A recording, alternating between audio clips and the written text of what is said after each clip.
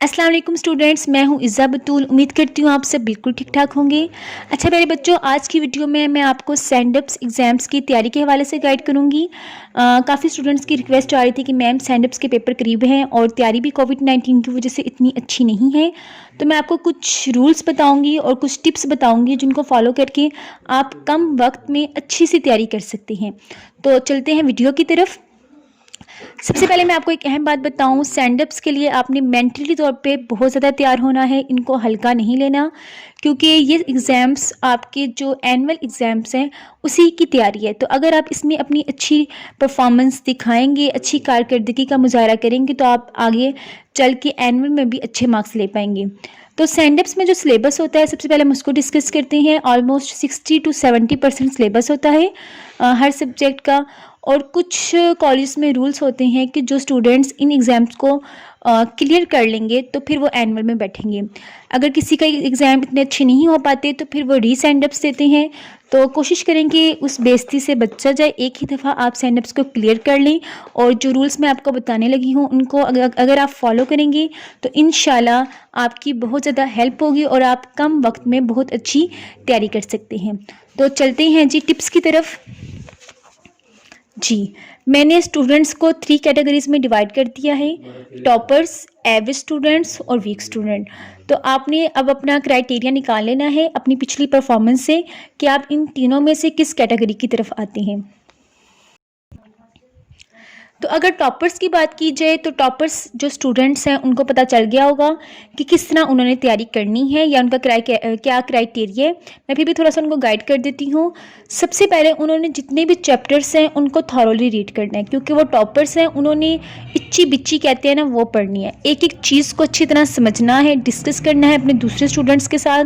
और सबसे अहम बात जो मैं करती थी जब मैंने टॉप करना होता था, मैं हर चीज़ को एक दफ़ा ज़रूर लिखती थी। देखिए अगर आप स्टैंडअप्स की भी तैयारी कर रहे हैं तो मैं आपको यही मशवरा दूंगी कि जो इम्पोर्टेंट चीज़ें हैं आप उनको एक दफ़ा ज़रूर लिखें, क्योंकि स्टैंडअप्स में आपके पास इतना टाइम नहीं होता कि, क्योंकि हो सकता है अगर आपको सिर्फ एक दिन की तैयारी मिली है तो एक दिन की तैयारी में आप सारा सिलेबस बैठ के नहीं लिख सकते।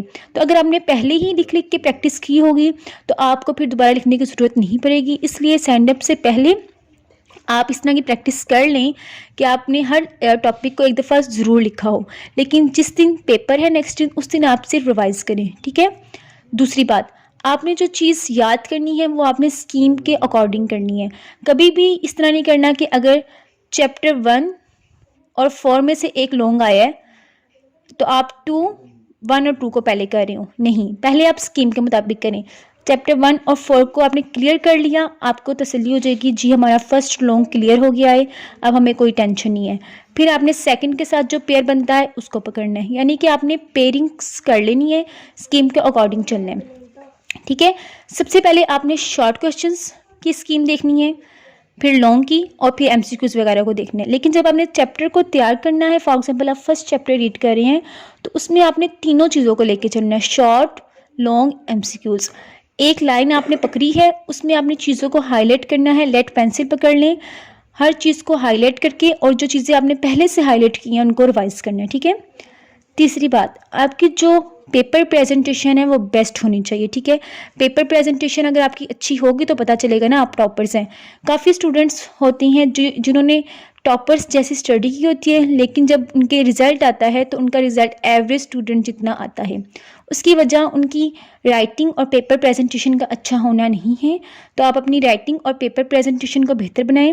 इस हवाले से मैं अपने यूट्यूब चैनल पे बहुत सी टिप्स और ट्रिक्स बता रही हूँ, तो आप वहाँ से पेपर प्रेजेंटेशन सीख सकते हैं। चौथी बात, जो मैं एवरेज स्टूडेंट और वीक स्टूडेंट की तैयारी बताऊंगी उन्हें उसी तैयारी को टॉपर्स में भी फॉलो करना है, यानी कि टॉपर्स के लिए ये तीनों कैटेगरीज शामिल है, ठीक है। जो चीज़ मैं वीक स्टूडेंट के लिए बता रही हूँ वो भी टॉपर ने फॉलो करनी है लाजमी, ठीक है। अब हम चलते हैं दूसरी तरफ। जी, दूसरे स्टूडेंट्स हैं एवरेज स्टूडेंट्स, ऐसे स्टूडेंट जिनका रिजल्ट तकरीबन 60 to 80% आ रहा है, ठीक है, उनको हम कहेंगे एवरेज स्टूडेंट्स। अगर एवरेज स्टूडेंट का रिजल्ट इतना आ रहा है तो वो इन चीज़ों को फॉलो करेंगे। सबसे पहले आपने शॉर्ट क्वेश्चंस को देखना है, सबसे पहले आपने शॉर्ट क्वेश्चंस की तैयारी करनी है। अब इसकी तैयारी आप कैसे करेंगे, आपने टॉपिक उठाया, कोई भी फिजिक्स, केमिस्ट्री, बायो, किसी भी सब्जेक्ट का टॉपिक है, आपने टॉपिक उठाया, उसके शॉर्ट क्वेश्चंस को रिवाइज करना शुरू कर दिया जो निशान लगे हुए शॉर्ट क्वेश्चंस के। स्टैंडअप्स का अगर कल पेपर है, कोई भी फिजिक्स केमिस्ट्री बायो किसी भी आर्ट सब्जेक्ट का पेपर है, उस दिन आपने बैठ के शॉर्ट क्वेश्चंस की स्टेटमेंट बनाने नहीं बैठ जाना। आपके पास इतना टाइम नहीं होगा कि आप उसमें से शॉर्ट क्वेश्चन ढूंढें। जो शॉर्ट क्वेश्चन आपके पास ऑलरेडी भरे हुए हैं, ऑलरेडी स्टेटमेंट्स टीचर ने बताई हैं, आपने अप टू डेट से देखी हैं या बुक में ऑलरेडी मौजूद हैं, आपने वो पकड़ने हैं। ठीक है, शॉर्ट क्वेश्चन के साथ साथ आपके MCQs भी हाईलाइट होते जाएंगे। फिर आपने आना है लॉन्ग क्वेश्चन की तरफ। अब लॉन्ग क्वेश्चन को तैयार करते हुए एक तो वही बात कि शॉर्ट क्वेश्चन रिवाइज हो रहे हैं, दूसरी MCQs रिवाइज हो रही हैं, और तीसरा लॉन्ग क्वेश्चन। जब आपने लॉन्ग क्वेश्चन की तैयारी करनी है तो आपने मैं जिस तरह तैयारी करती थी ना, तो मैं हर अगर कोई शॉर्ट क्वेश्चन भी है ना उसको भी लॉन्ग की तरह कंसीडर करती थी। ये सोचती थी कि अगर यही शॉर्ट क्वेश्चन लॉन्ग की तरह आ गया तो मैंने इसको किस तरह अटैम्प्ट करना है। तो वो तैयारी टॉपर्स के लिए। ठीक है, अगर आप एवरेज स्टूडेंट हैं तो आपने वो लॉन्ग क्वेश्चन पढ़ने हैं जो इम्पोर्टेंट है, जो प्रीवियस बोर्ड्स में या प्रीवियस पास्ट पेपर्स में आते रही हैं। अपने से कोई शॉर्ट क्वेश्चन का लॉन्ग क्वेश्चन बनाने नहीं बैठ जाना। ठीक है, उसके बाद जिस चीज़ को आप पकड़ के, जिस चीज़ की तैयारी करके आप टॉपर्स बन सकते हैं, वो है जी पास्ट पेपर्स। मैं गारंटी से कह सकती हूँ, अगर आप पूरा साल कुछ नहीं पढ़ते, ठीक है, और सिर्फ पास्ट पेपर से तैयारी करते हैं, पूरा साल बैठ के सिर्फ पास्ट पेपर में बहुत सारे पास्ट पेपर्स आप ले लें, तकरीबन 3-4 साल पुराने पास्ट पेपर्स मॉर्निंग इवनिंग दोनों ले लें, तो आप टॉपर्स जितने मार्क्स गेन कर सकती हैं। क्योंकि पास्ट पेपर में हर वो चीज़ शामिल आ जाती है जो बुक में है। ठीक है, जब मैं बुक की तैयारी कर लेती थी, फुल पेपर जब मेरे होते थे, तो मैं पास्ट पेपर्स पे करती थी और मैं हैरान रह जाती थी कि बुक में जितनी भी चीज़ें मौजूद हैं वो एक इच्ची बिच्ची उन्होंने ना पास्ट पेपर्स में दी होती है। तो आपने पास्ट पेपर्स को ज़रूर देखना है, उसमें लॉन्ग क्वेश्चंस रिपीट होते हैं, शॉर्ट क्वेश्चंस रिपीट होते हैं, उनको ज़रूर फॉलो करना है। ठीक है, और आपके लिए भी मैं यही कहूँगी कि आप पेपर प्रेजेंटेशन की तरफ भी आप 50% ज़रूर फोकस करें, साथ साथ आप इन चीज़ों को भी लेके चलें। फिर बारी आती है वीक स्टूडेंट्स की। वीक स्टूडेंट्स ने जो मेन बात करनी है उनकी है हेडिंग्स और सब हेडिंग्स।